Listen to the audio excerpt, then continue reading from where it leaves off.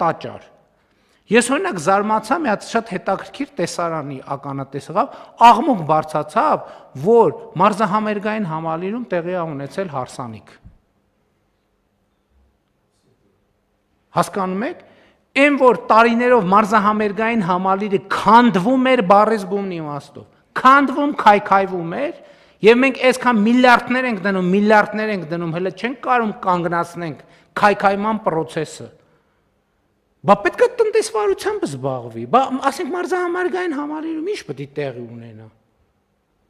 Ինչ պետք է տեղի ունենա, համերգ տեղի ունենա, այն որ ընդհակառակը պետք է քաջալերել, որ այսօր Հայաստանից ու դրա մասին ոչ մեկ չի խոսում։ Հարյուրավոր ընտանիքներ գնում են Դուբայում հարսանիք են անում, հետ են գալիս։ Իսկ որ ստեղ կարա բանի սննդի համակարգը աշխատի, կարան երաժիշտները հավելյալ գումար ստանան, վերջը ենթակա դիզայներները հավելյալ գումար ստանան, չգիտեմ, բանի ծառայություններ մատուցողները հավելյալ գումար ստանան, հավելյալ հարկ վճարեն եւ հավելյալ ծախսեր անելու հնարավորություն ունենան, չեկեք ձեր չտանք, չմոտենաք համալիրին։ Սենց այս մտածողությամբ, հասկանում եք, մենք մեր եկեղեցիներին էլ ենք տենց վերաբերվում։ Ես այս վերջերս կրթության նախարարին մի քանի եկեղեցի տաճարներ, բառից բուն իմաստով տաճար, մոմ վառելու, այցելելուց հետո կրթության նախարարին հարց եմ տալիս, ասում եմ, պատմամշակութային հուշարձանա, չէ՞, որը այսօր կառավարում է ոչ կառավարությունը, ոչ էլ ՊՕԱԿ-ը կառավարում։ Մենք խնդիր դնում ենք այդտեղի սանիտարական վիճակի մասին։ Ես դες պաշտոնապես ասում եմ, որ մեր եկեղեցիները չուլանացված են, չուլանացված։ Ով որտեղ ինչ ոչ պետքական ապրանք ունի, մենք էլ գնում ես տենում ես, ասենք ինչ որ ավելացած մետլախ, պարկով ցեմենտ, ապալովկի հին կտորներ, ենթադրենք արմատուրայի հին ժանգոտ կտորներ, ասենք մտնում ես մարդը ինչի համար է եկեղեցի մտնում է ինչ որ հոգևոր հաղորդակցության ունենալու, չէ՞։ Մեկ էլ մտնում ես նույնիսկ այդտեղ աղբա լցրած, այնտեղ ինչ որ մեկի հին շորերն են, այնտեղ մեկը կոշիկներն ա դրել, այնտեղ մեկը իր հին կռավատնա բերել դրել։ Բայց ո՞նց կարելի է ասենց էլի, այսքան ինչքան կարելի է այսքան կեղծ լիներ, հարգելի ներկաներ, ինչքան կարելի է ինչքան կարելի է այդքան խոսել սրբության մասին ու այդքան արտասուրբ լնել։ Ինչքան կարելի է ոտի տակ տալ սրբությունները։ Մեկ էլ վայ համալիրում բան ա եղել։ Այն հիմա տարածված է ու ամեն բանի տակ խաչեր են դնում, այն տոնածառի բաներից։ Ընդ որում ոչ մեկ չի հետևում, ես շատ ուշադիր հետևում եմ։ Մի ամսից այդ լուսերի կեսը խփում է, ոչ մեկ էլ չի մտածում, որ դա պետք է փոխել։ Կարևորն այն է, որ առաջին օրվա բացումնարին նկարեցին Facebook-ում գցեցին։ Արդեն երեկոյան ժամերին խաչ չի, սենց կիս այդ բան, ոչ մեկ չի մտածում, որ այդ պետք է փոխել։ Ու սա վերաբերմունքը, հասկանում եք, խաչի նկատմամբ էլ այս վերաբերմունքը, հավատի նկատմամբ էլ այս վերաբերմունքը, եկեղեցու նկատմամբ էլ այս վերաբերմունքը, բայց որ հիմա մեկը նախաձեռնություն անի, ասեք եկեք տանենք համալիրի գլխին մի հատ մեծ խաչ տնենք, շատ մեծ բան կառաջանա, շատ մեծ ակտիվություն կա, ինչպիսի նվիրական առաջարկություն, իսկապես եկեք տանենք խաչ տնենք համալիրի գլխին։ Հանկարծ հարսանի, ոչ մի բան հանկարծ ընդեղ տեղի չունենա, այդ որ լավ հոգեհանգիստ լինի, կարելի է անել, բայց հարսանիք, թող գնան Դուբայում անեն, թող գնան Վրաստանում անեն, թող գնան ուրիշ տեղեր անեն, սա ինչ հարսանիք անելու տեղ է, ձեր ցավը տանում, Հայաստանը ձեզ համար հարսանիք անելու տեղ է, չեք կարող գնաք մի հատ նորմալ երկրում հարսանիք անեք, խելագարվել կարելի է ուղղակի, եւ այո, ամեն ինչը պետք է գնանշված լինի։ Եվ իհարկե խոսել ենք Տիկին Անդրեասյան, նաև պետությունը, նաև որպես իրականում տերը այդ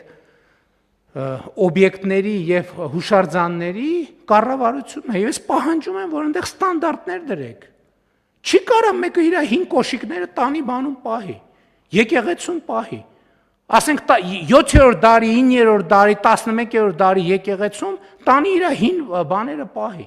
Կամ միջոցառումներ են անում, շատ լավ, ոչ մեկ դեմ չի, հարիսա ենք եփում, մատաղ ենք անում, էս ենք անում, են ենք անում, շատ լավ, հետևներից թող մաքրեն։ Դա իմ որպես հոգևոր զգացմունքներ ունեցող մարդու եւ համոզված եմ բազմաթիվ մարդկանց ինձ վիրավորում է, որ ես մտնում եմ այնտեղ տենում եմ աղբանոց են սարքել։ Եվ ես ձեզ անկեղծ ասում եմ, բացի 1-2 տեղից, որտեղ շատ մեծ ֆոկուս կա, պաշտոնական բաներ կան, ինստիտուտներ կան, բոլոր տեղերում համատարած այս վիճակն է, բոլոր տեղերում, խնդրում եմ գնացեք ստուգեք։ Ու ոչ մեկ սրա մասին չի ասում, ես չեմ հասկանում, ոչ մեկ չի տեսնում։ Ոչ մեկի ձեռը բջջային հեռախոս կամ սմարթֆոն չկա, որ նկարի ասի, ես ի՞նչ է մեր բանի մեր սրբավայրում ես ինչ վիճակ է։ Զարմանալ կարելի է ուղղակի։ Շատ լավ, բայց այն որ բարեփոխումը այո, անորոշություններ ա բերելու, մտահոգություններ ա բերելու, շահարկումներ ա բերելու, հիմա ասելու են, դպրոցները ուզում են վարձով տան։ Հա, բայց մենք ենք վճարում։ Համեցեք։ Պարոն վարչապետ, եթե թույլ կաք երկու դիտարկում անեմ այստեղ, նախ այդ վարձի ճիշտ չափը որոշելը նաև կարևոր է այն իմաստով, որ մենք ասենք օրինակ այս սենյակը, եթե մենք վարձով տայինք մի մասնավորի, ինչքան դա կարժենար։ Եվ այդ իմաստով կարևոր է հասկանալ նաև իր այլընտրանքային եկամուտը, ինչքան կգեներացվել ճիշտ որոշում կայացնելու համար։ Եվ երկրորդ բանը, որ ուզում եի ասեի, որ մենք անցած տարի արդեն մի քայլ արել ենք այս ուղղությամբ եւ բյուջեի հավելվածում ներկայացրել ենք այս ծախսերը։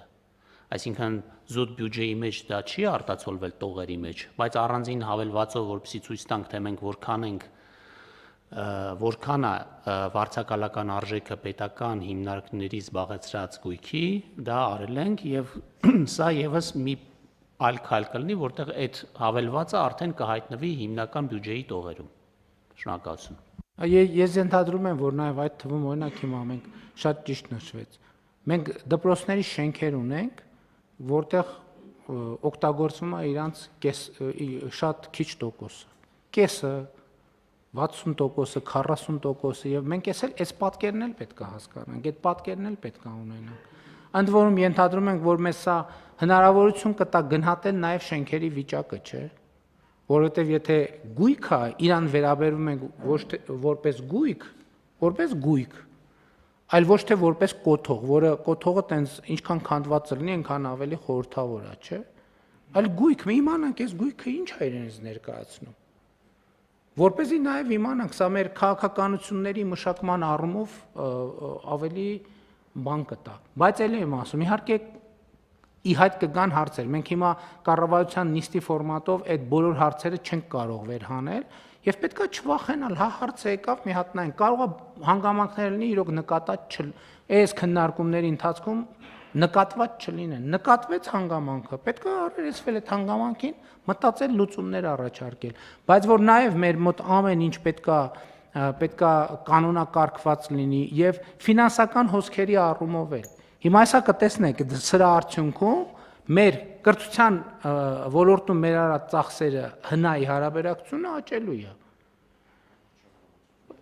Բոլոր ոլորտներում եւ սա մեզ հնարավորություն է տալու ավելի լավ տեսնել, թե ինչ է կատարվում, ավելի լավ հասկանալ ինչքանով է մեր ծախսերը արդյունավետ, իմիջիայլոց որպեսզի մեր կապարանոց չընչի, կարծում եմ իմաստ ունի մի հատ նայել, օրինակ նույն ես Լիտվայի անունը տվեցի, Լիտվայում ասենք շենքերի վրա արվող շենքերի հենց որպես կապիտալ ներդրում, դա հաշվառվում է, թե չի հաշվառվում, որովհետև ես տենց ինտուիտիվ ասացի, բայց կարող է պարզվի, որ իրականում այդքան էլ այդպես չի։ Պարոն Միրզոյան, դուք բան ունեիք ասելու, հա։ Պարոն վարչապետ, կարծում եմ հաշվարկված կլինի կամ գուցե հետագա քննարկումների ընթացքում պարզվի, հարց առաջացավ ուղղակի մեջ, բոլոր փաստարկները իհարկե հասկանալի եւ ընդունելի են եւ ամեն ինչ ճիշտ է, մենակ այդ մասնավորի եւ մրցունակության կտորը որոշ անորոշություններ ա թողում, առնվազն ինձ մոտ, օրինակ կարող է պարզվի, որ մենք 60 միլիոն ենք տալիս ինչ-որ շատ պայմանական թվեր եմ ասում եւ հիմնարկներ երաշտական դպրոցի համար, թատրոնի համար, պոլիկլինիկայի համար մի տեղում եւ կարելի է այդ ծառայությունը ստանալ 20 միլիոնով, այլ շենք վարձակալել, բայց այդ շենքը Այսինքն չգիտեմ, կարող է պարզվի, որ Երևանի փոքր կամ նույնիսկ մեծ կենտրոնում չեն լինի երաժշտական դպրոցներ, պոլիկլինիկաներ կամ թատրոններ, որտեղ ձեռ չի տալիս։ Ես հնարավոր տեսական հարցադրում եմ անում, էլի։ Կառավարման հարցադրում եք անում, այսինքն դա կոնկրետ իրավիճակ է, որտեղ պետք է որոշում կայացվի։ Այսինքն գնայինք այդ իրավիճակին։ Որովհետև բայց նաև էսա պետք հասկանալ, կարող է հակառակն լինի։ Պարզվի, որ այդ մեր երաժշտական դպրոցին, որը Երևանի կենտրոնում է, վարձակալության վճարը, ասենք ենթադրենք 7 միլիոն դրամ է, որովհետև այնքան քանդված է, այնքան վթարային է, այնքան է, որ ինքը շուկայական արժեք չունի։ Կարա պարզվի տենց բան։ Եվ սա մեզ լույս կվառի, որ հարգելիներս այդտեղ խնդիր ունենք։ Որովհետև այնտեղ սանհանգույցները քանդուքար վիճակում են։ Ինչը մեր դպրոցների համար բան չի, շատ հազվագյուտ բան չի։ Մեր դպրոցների մի շատ հսկայական մասում դե ֆակտո սանհանգույցը շատ պայմանական բան է։ Եվ սա մեզ հարց կծագի, բա ինչի է Երևանի կենտրոնում այս շենքը վարձակալության արժեքը այսքան քիչ։ Հետո կտեսնենք դա, որ այս շենքում այնքան խնդիրներ կա, մենք պետք է գնանք այդ խնդիրները լուծելու հետևից։ Եվ հանրությունն էլ պետք է տեսնի, որ այդ խնդիրն է, որովհետև շատ դեպքերում մենք համակերպվել ենք այդ բանի հետ, այդ խնդրի հետ, որ հա դե դպրոց է, ծրի շենք է, պետք է սանհանգույցն նորմալ չլինի, այն էլ նորմալ չլինի, այն էլ նորմալ չլինի։ Եվ ել եմ ասում, ձեր ասածը ռիսկ է, որը պետք է կառավարենք։ Կարող ենք կարգավորել այդ ռիսկը, օրենսդրական կամ ենթաօրենսդրական ակտերով կարգավորել այդ ռիսկը։ Ուրիշ հարց էլ կարա ծագի, պետք է հասկանանք այդ երաժշտական դպրոցը քանի աշակերտ ունի։ Որտեւ այդ կարա պարզվի երաժշտական դպրոցը ունի 300 աշակերտ, կարա պարզվի երաժշտական դպրոցը ունի 30 աշակերտ։ Էս էլ է խնդրեմ, որի հետ պետք է առնչվենք, բա Երևանի ամենակենտրոնում ինչի 30 աշակերտ ունի, ի՞նչն է պատճառը։ Չնայած ենթադրում եմ, որ տենց դեպք չունենք։ Չունենք, շատ ավելի լավ։ Համեցեք։ Մի կարճ բան ավելացնեմ պարոն Միրզոյանի ասացին, որովհետև դա շատ հետաքրքիր էլի հոգեբանական հարց է։ Որովհետև պարոն Միրզոյան, այդ նույն հաջողությամբ իրավունք ունեմ ասել, որ մենք արհեստական կուլտեր ունենք գույքի պատճառով, դպրոցների կուլտեր,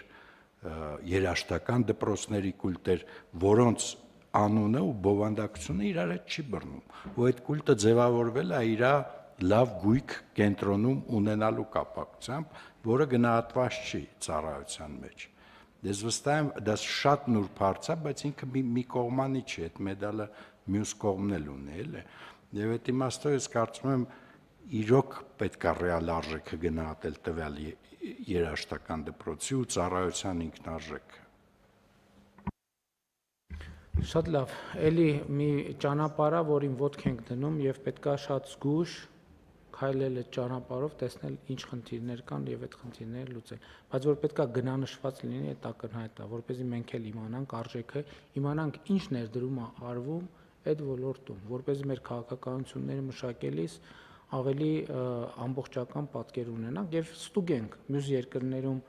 այս կոմպոնենտը մտնում է ծախսի մեջ կրթության ոլորտում արվող ենթադրում եմ, որ չի կարող չմտնել, որովհետև շատ դեպքերում այն չէ մասնավոր պետական գործընկերության համակարգ է գործում, որ պետությունը շենքը կառուցում է մասնավոր եւ պետությունը ասենք 50 տարվա պայմանագիր է կնքում, որ 50 տարի վարձակալելու այդ շենքը, եւ մենք հիմա նաեւ դպրոցների կառուցման խնդրեմ ունենալու պատճառով մտածում ենք, որ գուցե մենք էլ պետքա տենց բաների մասին մտածենք, որ ոչ թե պետությունը ֆինանսավորվի, մրցույթ հայտարարի, գնաշինարարությունը վերահսկի, անորակությունները հայտնաբերի դատական process-ների մեջ մտնի, այլ մենք ասենք, մենք ուզում ենք պատրաստի շենք առաջիկա 100 տարում կամ 50 տարում որպես դպրոց վարձակալելու համար եւ կարող է պարզվի դա երկարաժամկետում ավելի էժան է նստում պետության վրա եւ այդ շատ երկրներում, օրինակ ես գիտեմ, որ հիմա Ռուսաստանի Դաշնությունում այդ համակարգը գործում է, եվրոպական շատ երկրներում այդ համակարգը գործում է, որը նաեւ տնտեսության ակտիվացման շատ կարեւոր խթան եւ գործոն է։ Այնպես որ պետքա այս ուղղությամբ նաեւ մտածենք, եթե որ պահին կտեսնենք, որ բացառող հանգամանք կա, ոչ մի բան մեզ չի խանգարում այդ կտորը շրջանցել գնալ ուրիշ ուղղությամբ։ Շատ լավ, այս տրամաբանությամբ հարցը դնում եմ քվեարկության, ովքեր են դեմ որոշման ընդունմանը, դեմ չկա, որոշումն ընդունված է։